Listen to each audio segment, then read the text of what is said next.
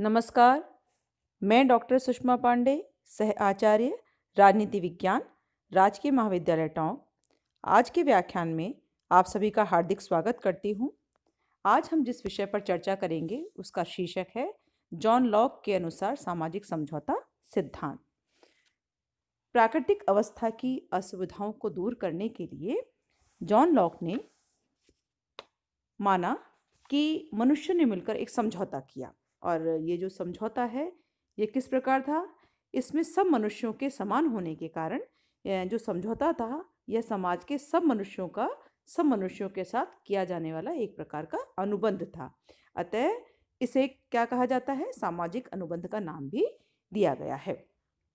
इस समझौते में सभी व्यक्तियों ने भाग लिया था और इसमें प्रत्येक व्यक्ति ने केवल अपने प्राकृतिक कानून को लागू करने और उसका उल्लंघन करने के लिए दंड देने का जो अधिकार था वो सारे समाज को अर्पित कर दिया, यानी पूरे समाज को दे दिया। शेष सभी प्राकृतिक अधिकार व्यक्ति के जो प्राकृतिक अवस्था में थे वो उसके द्वारा प्रदान नहीं किए गए। तो इस प्रकार जो समझौता हुआ, इस समझौते के द्वारा दो प्रकार की संविदा की गई। यह प्रथम संविदा थी और जो कि जनता के बीच थी, और जो दूसरी जो संविदा के रूप की जो चर्चा की है लॉक ने, वो मानता है कि दूसरी जो संविदा है उसके माध्यम से शासन की स्थापना की गई। तो शासन की स्थापना किस रूप में की गई? एक साधन के रूप में की गई और जिसमें राजनीतिक समाज के उद्देश्यों की पूर्ति की जा सके इसका प्रयास किया गया। और साथ ही साथ इसमें यह भी कहा गया कि ये जो संविदा, जैसा मैंने अभी आपको कहा कि दो तरह की देखने को मिलती है, एक नागरिक समाज की और दूसरी सरकार की। तो इस प्रकार से जो ये लॉक द्वारा समझौते की बात की गई, इसके माध्यम से एक सीमित और उत्तरदायी सरकार की कल्पना को पूरा करने के लिए भी प्रयास किए गए। चूँकि दो स्तरों पर समझौता या संविदा देखने को मिलती है, एक समाज के लिए जो लोगों ने आपस में सहमति के द्वारा अधिकार सौंपे, उसके द्वारा समाज का निर्माण हुआ, और जो दूसरा जो समझौता हुआ वो उसके द्वारा सरकार को अधिकार प्रदान किए गए। तो इस प्रकार एक सीमित और उत्तरदायी सरकार की कल्पना के उद्देश्य को लेकर के सामाजिक समझौता सिद्धांत सामने रखा गया। अब हम बात करेंगे कि लॉक के जो सामाजिक समझौता सिद्धांत के संदर्भ में चर्चा की गई है लॉक द्वारा, उसमें उसकी मूल बातें क्या सामने आती हैं। यानी दूसरे शब्दों में हम ये कह सकते हैं कि लॉक के सामाजिक समझौता सिद्धांत की क्या विशेषताएं हैं। तो पहली बात, लॉक कहता है कि ये जो समझौता सिद्धांत है ये सभी व्यक्तियों की सहमति पर आधारित सिद्धांत है। सहमति पर आधारित किस रूप में? कि जब कोई व्यक्ति इस नवीन समाज में प्रविष्ट होना चाहेगा तो उसकी सहमति के बिना वो प्रवेश नहीं कर सकता। सहमति ही दुनिया में प्रत्येक वैध सरकार का निर्माण करती है, ऐसा लॉक का मानना है। और जो व्यक्ति सहमति प्रदान नहीं करते वो प्राकृतिक अवस्था में बने रहते हैं और उस समुदाय का उन पर उत्तरदायित्व नहीं रहता। तो जो पहली बात आती है समझौता सिद्धांत की कि यह सभी व्यक्तियों की सहमति पर आधारित है। दूसरी बात कि एक बार अगर समझौता हो जाता है तो वो दोबारा कभी रद्द नहीं हो सकता। अर्थात एक बार समझौता होने पर उसको ना तो भंग किया जा सकता है, ना उसको खत्म किया जा सकता है। लॉक का मानना था कि जिसने इस समझौते को स्वीकार कर लिया है उसे प्राकृतिक दशा में लौटकर जाने की कभी भी स्वतंत्रता नहीं है। तो दूसरी बात, इसको रद्द नहीं किया जा सकता। तीसरी बात, यह एक ऐसा समझौता है जिसको कि प्रत्येक पीढ़ी को मानना चाहिए। इसके बारे में लॉक का कहना है कि जन्म के समय कोई भी बालक किसी देश या सरकार के अधीन नहीं होता क्योंकि वो स्वतंत्र होता है, लेकिन वो ये मानता है कि राज्य के प्रत्येक नागरिक के बच्चे सर्वथा स्वतंत्र रूप में पैदा होते हैं और उन्हें इस बात की पूरी छूट है, स्वाधीनता है कि वे उस राज्य में सम्मिलित होने या न होने की सहमति प्रदान करें। और अगर वो ऐसा नहीं करते हैं तो उस राज्य से बाहर जाने पर वे अपनी पैतृक संपत्ति के उत्तराधिकार से वंचित हो जाएंगे। तो इस प्रकार प्रत्येक पीढ़ी द्वारा इस समझौते को मानने की बात लॉक द्वारा की गई है। अगली विशेषता जो लॉक बताते हैं वो कहते हैं कि समझौता राज्य के निर्माण का मार्ग प्रशस्त करता है। यानी किस रूप में? कि यह समझौता जो है वो एक ट्रस्ट यानी एक न्यास का निर्माण करने का पहला चरण है, और जो ट्रस्ट या समाज का निर्माण करने के बाद सरकार का निर्माण होता है। इसलिए लॉक ने कहा है कि जो समझौता है वो पहला समझौता प्राकृतिक दशा को खत्म करके उसके स्थान पर सभ्य नागरिक समाज और की स्थापना करता है, और इसके बाद दूसरे समझौते द्वारा जो है वो राष्ट्र राज्य का निर्माण होता है। तो इस प्रकार जो समझौता है व्यक्तियों में आपस में होता है पहला, और दूसरा समझौता जो होता है वो नागरिक समुदाय और सरकार के बीच में होता है। अब हम इसकी अगली विशेषता की बात करेंगे जो कि समझौता सिद्धांत के संदर्भ में लॉक ने बताई है। उसमें ये मान के चलता है कि इस समझौते द्वारा जो है प्राकृतिक अवस्था का अंत होता है। कैसे? प्रश्न उठता है कि किस रूप में लॉक ने इस बात को हमारे सामने रखा है।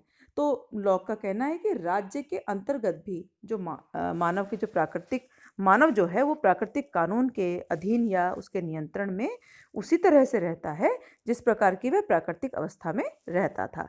तो इस प्रकार हम लॉक के शब्दों में अगर इस बात पर को स्पष्ट करना चाहें तो कह सकते हैं कि प्राकृतिक कानून के बंधन समाज में समाप्त नहीं हो सकते।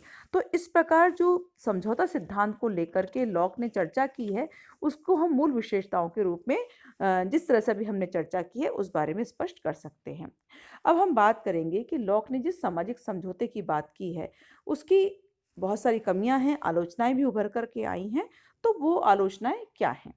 पहली जो बात जो कि आलोचना की के रूप में सामने आई है, उसमें ऐसा माना गया है कि जो समझौता सिद्धांत है जिसके बारे में लॉक ने विस्तृत विवेचन किया है यह स्पष्ट नहीं है और तर्कसंगत नहीं है। क्यों? अब इसमें आलोचकों का मानना है कि जो लॉक ने समझौता संबंधी विचारों से हमको अवगत कराया है, जिस रूप में दो समझौतों की बात की है वह सही प्रतीत नहीं होता। जबकि राजनीतिक विद्वान बारकर ने ये माना था कि जो लॉक के अनुसार समझौता सिर्फ एक होता है, लेकिन बार बार जो बात कही जा रही है दो समझौतों की।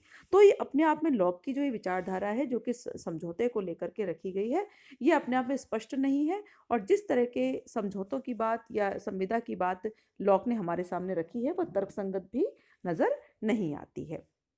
और दूसरी बात, जो दूसरी जो आलोचना का आधार है वो उसमें माना गया है कि लॉक जो है समझौते का आधार सहमति को मानते हैं, जो कि सही नहीं है।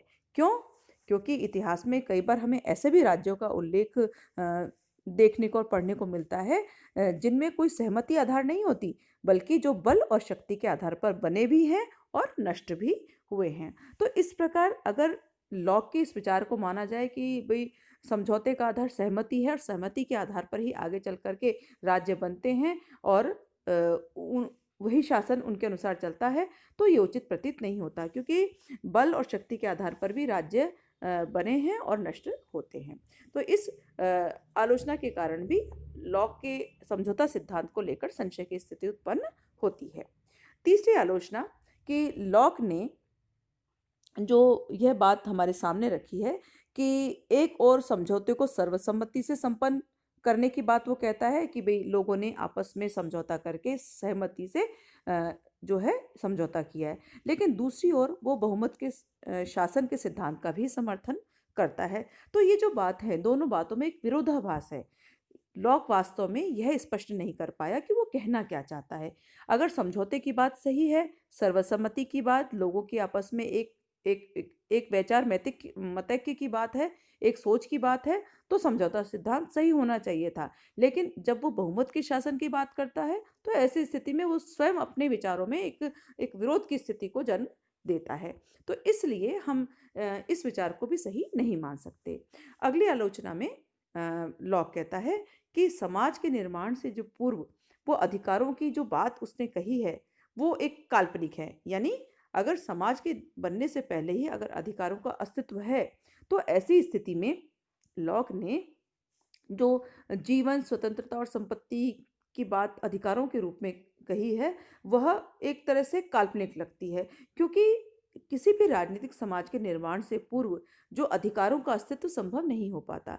राज्य नामक संस्था जब जन्म लेती है और उसके अनुसार जब लोगों का जीवन संचालित होता है तो उस स्थिति में जाकर के स्वतंत्रता की स्थिति या अधिकारों की स्थिति उत्पन्न होती है।